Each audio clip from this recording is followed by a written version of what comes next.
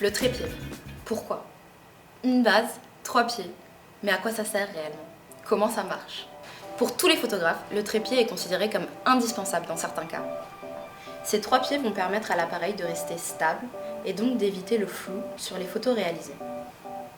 Il permet aussi un plus grand confort pour le photographe qui n'aura plus à porter l'appareil et pourra donc se concentrer plus amplement sur le cadrage et le décor.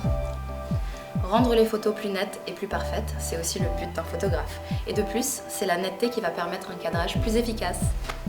L'utilisation du trépied va permettre plusieurs possibilités aux photographes, comme par exemple multiplier les poses en utilisant le même cadrage, ou encore l'utilité du mouvement dans certaines situations, comme par exemple le time-lapse.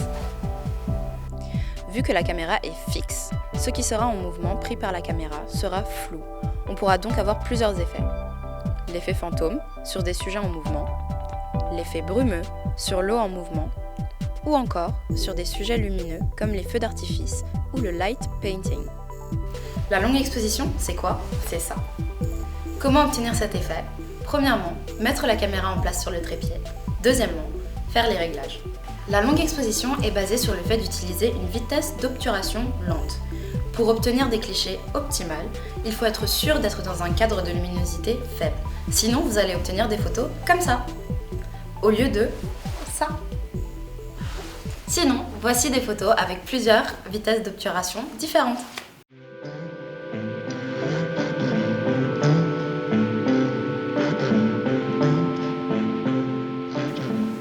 Qu'est-ce que le light painting?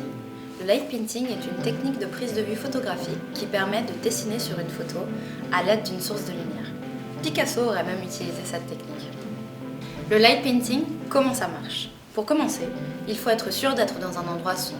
Ensuite, il faut régler l'appareil en exposition longue. Enfin, il faut bouger la source de lumière devant l'objectif afin de capturer le mouvement de la lumière.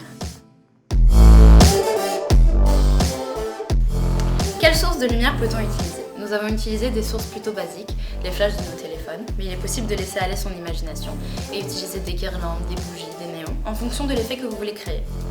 Plusieurs techniques sont possibles. Premièrement, la prise de cliché avec la lumière dirigée vers l'objectif, et dans un deuxième temps, la prise de cliché avec la lumière dirigée vers le sujet. 3 éléments importants afin de réaliser un bon light painting. Premièrement, les réglages, il faut être sur longue exposition. Deuxièmement, la luminosité. Et troisièmement, la stabilité de l'appareil, d'où l'importance du trépied. Et voilà, vous savez tout sur le trépied, la longue exposition et le light painting. Maintenant, c'est à vous.